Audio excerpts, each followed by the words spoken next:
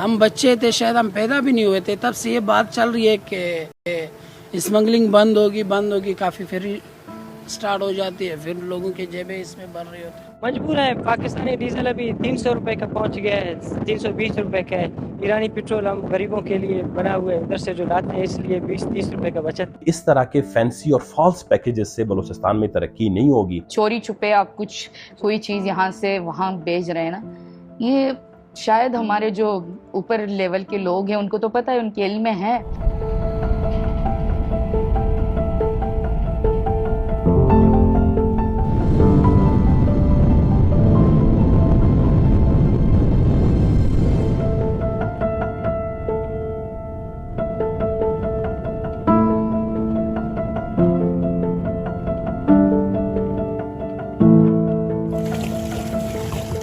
ये कहानी है ईरानी सरहद से आने वाले पेट्रोल, डीजल और खाना पकाने के तेल की, और इसे लाने और ले जाने वालों की। इस सामान की आमदोरफ्त को कुछ लोग स्मगलिंग का और कुछ गैर रस्मी मईशत का नाम देते हैं। इस कहानी की शुरुआत बलूचिस्तान के सरहदी इलाके माशकेल से होती है, जहां पर ईरानी सरहद तक जाने का रास्ता सिरे से है ही नहीं।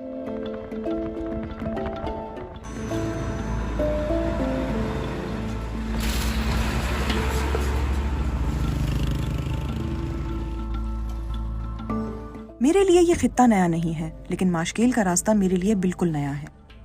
माशकेल आना मेरे लिए इसलिए ज़रूरी था क्योंकि ये उन सरहदी इलाकों और रास्तों में से एक है जहां से ईरानी पेट्रोल और डीजल मुल्क के दीगर हिस्सों तक पहुंचाया जाता है। यहाँ रास्ते में जगह जगह नीले रंग के पिकअप ट्रक नजर आए, जिन्हें आम जबान में जम्बाद कहा जाता है। एक जम्बाद ड्राइवर ने मुझे बताया कि कैसे सरहद के दोनों अतराफ गाड़ी रोककर पाकिस्तान से आने वाली गाड़ियां ईरानी सरहद से आने वालों से पेट्रोल और डीजल ले लेती हैं और इसे अपनी गाड़ी में लोड करके क्वेटा, ग्वादर, लसबेला और कराची ले जाती हैं।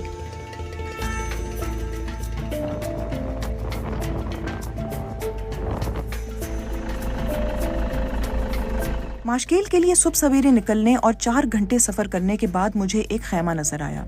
इस खैमे के आसपास कुछ और तो नहीं था, लेकिन अपने अलावा एक और शख्स को देखकर मुझे तसल्ली जरूर हुई।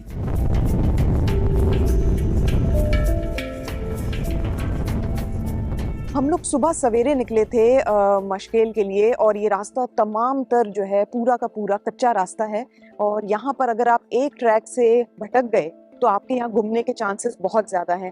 अगर आप मेरे इस तरफ देखें तो यहाँ पर मेरे पीछे आपको ये गाड़ियाँ छोटी छोटी डिंकी जैसी दिख रही होंगी। ये ज़मियात गाड़ियाँ हैं जो सरहद से यानी ईरानी बॉर्डर से इस वक्त यहाँ पर पेट्रोल लेकर आ रहे हैं। जाने का रास्ता भी यही है, आने का रास्ता भी यही है। हमें रास्ते में जो हमारे मकामी गाइड हैं उन्होंने ये बताया कि यहाँ पर 3-4 मुख्तलिफ ट्रैक्स हैं जिसमें पेट्रोल के अलावा यहाँ पर ट्रैफिकिंग और स्मगलिंग दीगर चीज़ों की भी होती रहती है, लेकिन ज़्यादातर ये जो है डीजल और पेट्रोल, जो ईरानी डीजल और पेट्रोल है, उसके लिए इस्तेमाल होता है। माशकेल की मुआशी हालत यह है कि अगर एक रोज ईरानी बॉर्डर बंद हो जाए तो घरों में फाके पड़ जाते हैं। पेट्रोल और डीजल पहुंचाने वालों की एक रोज की दिहाड़ी मारी जाती है और दूसरे रोज बॉर्डर खुलने पर ज्यादा पैसे कमाने का दबाव बढ़ जाता है। आगे आने वाले रास्ते पर मेरी मुलाकात उन लोगों से हुई जिनकी जिंदगी का दारोमदार ईरानी पेट्रोल पर है। इन मिलने वालों में मेरी मुलाकात एक 24 साला जम्बाद ड्राइवर से हुई। जी हाँ, हम बलोच सारे इसी से गुजारा करें मैडम, हम लोग का और कोई चीज़ है ही नहीं। जहाँ भी जाओ यही बलोचों का, जो जिधर बलूचिस्तान का जो भी एरिया है वो इसी, या कोई काबुली गाड़ी पास करवा रहा है, कोई देखो ये दारसन चला रहा है, कोई अपना गरीबी कर रहा है, मजदूरी। इसके अलावा हमारे बलूचिस्तान में कुछ है ही नहीं। आप यहाँ देख सकते हैं कि ये रोड है हम लोग का, अभी ये हाल है हम लोग का। आज मुझे 7वां दिन है हम लोग आए हैं यहाँ से, ये हाल है, ये गाड़ियाँ हैं हम लोग। और कोई ना हमें डिप्टी दे सकता है, कोई ना हमारा कोई ख्याल रख सकता है। हम लोग का यही जिंदगी है, बस गुजारे, कोई पूछने वाला नहीं है। आप लोग आ गए माशाल्लाह, आपसे पूछ रहे। आज तक किसी को हमने यहाँ नहीं देखा है जो आकर हमारा हालात पूछे। क्या सहूलत करनी चाहिए, क्योंकि देखें जो आप काम कर रहे हैं वो स्मगलिंग के जुमरे में तो आता है। जी हाँ। तो आप क्या कहेंगे कि क्या हो कि ताकि ये काम या तो लीगलाइज हो जाए या कुछ भी? जी हाँ, हम ये कहना चाहते हैं कि ये काम तो है ही इस तरह मैडम, और दूसरा बात ये है कि हम लोग का काम बलूचिस्तान का है यही, और इस तरह काम नहीं है कि हम करें। गवर्नमेंट से यही कहना चाहते हैं कोई फैक्ट्री वगैरह या कोई ऐसा काम शुरू करें कि हम अपना गरीबी वहाँ कर सकें। वो घर से फिर यहाँ हम आ नहीं सके, अभी हम क्वेटा से आए हुए हैं। एक और 19 साला ड्राइवर ने बताया कि कैसे वो ये काम मजबूरी में कर रहे हैं। हम गरीब लोग हैं, इधर रोड भी नहीं है, इधर कोई चीज़ बिल्कुल नहीं है। मुझे 4 साल तो है मैं इस कारोबार की साथ काम कर रही है। बस इसी तरह की इधर से आया मुश्किल से लोड करेंगे डालबंदे से उतारने के लिए। और कितना आपकी कमाई होती है इस गाड़ी पे? गाड़ी की 10,000, 4,000, 6,000। माशकेल के बाजार पहुंचने पर मुझे इस बात पर हैरानी हुई कि इस बाजार में खाने पीने की अशिया से ज्यादा बड़ी तादाद ईरानी पेट्रोल और डीजल के कंटेनर्स की थी। और इसी जगह लोगों ने मुझसे बात करने से इनकार कर दिया। ईरानी पेट्रोल का कारोबार करने वाले ताजिरों ने मुकम्मल तौर पर बात करने से ये कहकर मना कर दिया कि उनका कारोबार बंद हो जाएगा और इस बात की खबर किसी न्यूज़ चैनल पर नहीं चलेगी।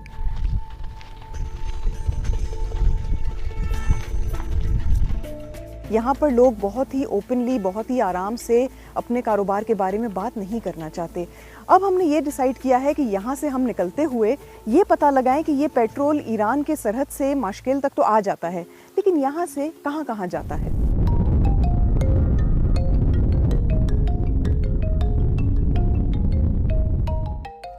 माशकेल से वापसी पर मैंने देखा कि कैसे इस पूरी पट्टी पर हुकाम बमुश्किल ही नजर आते हैं और अगर वो किसी जम्बात को रोक भी लें तो बगैर कागज चेक किए आगे जाने देते हैं। माशकेल से ईरानी सरहद कमोबेश 20 किलोमीटर दूर है। इस सरहद से पेट्रोल और डीजल 3 तरीकों से पाकिस्तान आता है। माशकेल से अब 1 घंटे के फासले पर मौजूद हूँ, जहाँ पर मेरे पीछे इस वक्त एक मंडी में काफ़ी ज़्यादा काम हो रहा है। इसको मंडी इसलिए कहा जाता है क्योंकि ईरानी सरहद से आने वाला पेट्रोल या डीजल यहाँ पर आकर जमा होता है और यहाँ पर फिर जो गाड़ियाँ हैं वह उसमें लादा भी जाता है। लादने के बाद यहाँ से कराची, लाहौर, क्वेटा तक ये तकरीबन जितना भी सामान है यहाँ से ले जाया जाता है।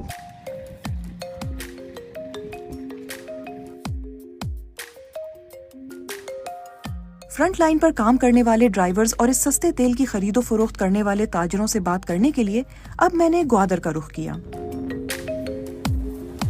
माशकेल से आने वाला तेल मुख्तलिफ स्मगलिंग के रास्तों से होता हुआ ग्वादर पहुंचता है, लेकिन हैरान कुन तौर पर मुआशी इक्तिसादी राहदारी से मंसूब होने के बावजूद ग्वादर के रिहायशी भी अपने लिए इसी तेल को आमदनी का वाहिद तरीका समझते हैं। यहाँ मेरी मुलाकात पेट्रोल ले जाने वाले 27 साला ड्राइवर से हुई, जिन्होंने रेंट अ कार का कारोबार छोड़कर ईरानी तेल लाने और ले जाने का काम हाल ही में शुरू किया है। आप मुझे ये पहले तो बताएं कि ये जो पीछे डब्बे रखे हैं ये भरे हुए? नहीं, खाली है। अच्छा, आज खाली है। रेंट अ कार और इसमें ज़मीन आसमान का फ़र्क है। तो ये फिर भी आप ये काम कर रहे हो? जी हाँ, वो कभी कभार है, कभी कभार नहीं है। ये है कि डेली रूटीन पर है, अगर काम हो जाए। एक बार में आपको कितने मिल जाते हैं पैसे रेंट अ कार से? 2,000-3,000 मिल जाते हैं। महंगाई ने ऐसा कर दिया कि बंदा लाजम से ऐसे ही काम करे, अगर दूसरी जगह मजदूरी करे, दूसरा काम, उसका गुजारा नहीं होगा। इससे ज़्यादा पैसा हो बेहतर कमा सकते हैं। जैसे क्या आपके जहन में क्या आता है जब आप कहते हैं ना कोई और ज़रिया है मुआशो, तो और क्या जैसे आपको अच्छा लगेगा आपके इलाके में और जैसे काम करना हो? हमारे इलाके में ज़्यादातर ये मच्छियों का काम होता है समुद्री हवाले से, तो वो कभी कभार है, कभी कभार कम पड़ता है। सही, सीज़न पर डिपेंड करता है। आपके बाकी बहन भाई हैं, उनके लिए क्या सोचते हैं? उनको क्या करवाना चाहते हैं कि वो क्या काम करें? वो दूसरे काम करें, अपने लिए पढ़ाई करें और दूसरे काम करें। जैसे कुछ जहन में होगा? उनको जो मिले, सरकारी मुलाजिम हो या अपना बिजनेस करें।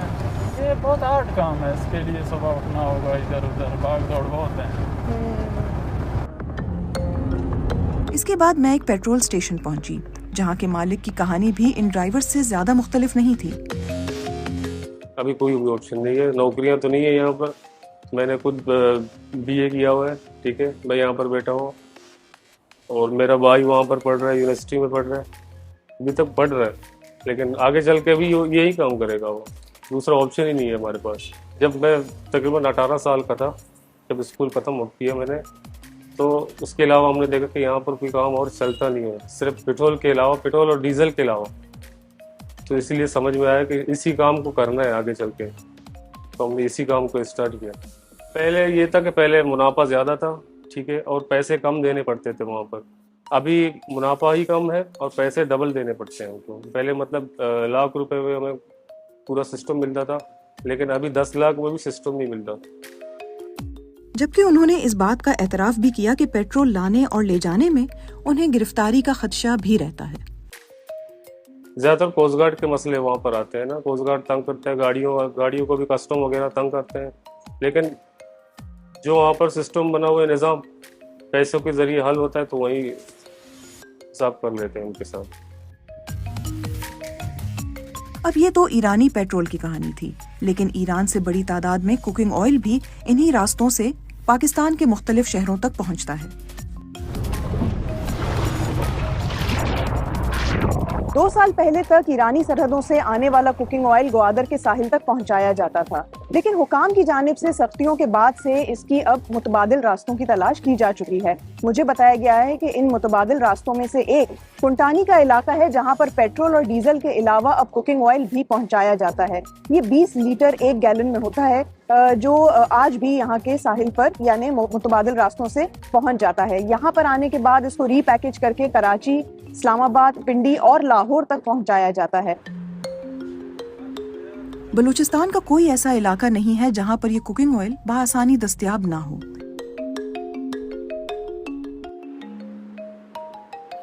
खाना पकाने के इस तेल का इस्तेमाल ग्वादर की रिहायशी जैतून अब्दुल्ला भी करती हैं। जो आपको मिल रहा है, अवेलेबल है, वो आप लेते भी हो, यही चीज़ है। अगर नहीं लेते हो तो भूख के मारे मर नहीं सकते हो या ऐसे सो नहीं सकते हो, मजबूरी है हमारे पास। मुझे याद पड़ता है हमारे बचपन में जब कराची से रिश्तेदार आते थे तो स्पेशली हमसे वो कहते थे, डिमांड करते थे कि हमें जो है ना ईरानी चप्पलें दिला दें, ईरानी दुपट्टे दिला दें, ईरानी सर्फ दिला दें। तो डिमांड होती थी, अगर हम कराची जा रहे हैं, किसी से मिलने जा रहे हैं, या तो वो डिमांड करके ईरानी केक लेकर आएँ, इस तरह की चीज़ें लेकर आएँ। और इवन हम रहने जाते थे तो यहाँ से कुकिंग ऑयल, लोबिया के डब्बे वगैरह लेकर जाते थे।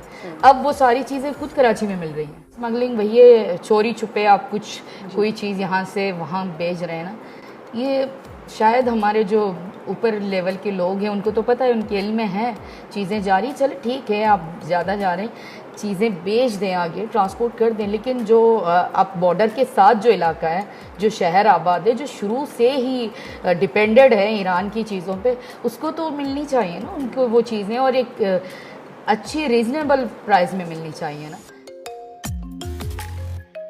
ये कुकिंग ऑयल सिर्फ ग्वादर और बलूचिस्तान तक ही महदूद नहीं। इसको फॉलो करते करते अब मैंने कराची का रुख किया।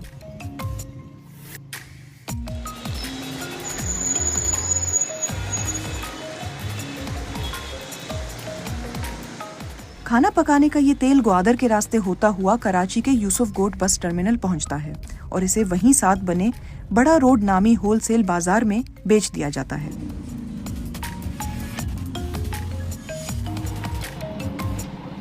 इस जगह को जो बड़ा रोड कहते हैं, यहाँ पर पास में ही टर्मिनल है। यहाँ से ज़्यादातर जो सामान है वो फिर इस मार्केट में आता है। यहाँ पर ये सस्ता बिकता है। यहाँ पर मैंने लोगों से भी बात की है, बहुत से लोग ज़रा कतरा भी रहे हैं बात करने में, नहीं बताना चाहते कि वो टैक्स देते हैं या नहीं देते इसका। लेकिन एक बात तो तय है कि ज़्यादातर लोगों से जो हमने बात की है वो ये कहते हैं कि इस सामान पर किसी तरह की या तो टैक्स लगा दी जाए या फिर इसको लीगल खाते में लाया जाए, जिसकी वजह से उनके ऊपर जो लगी ये पाबंदियाँ हैं ये किसी हद तक कम हो जाएँ।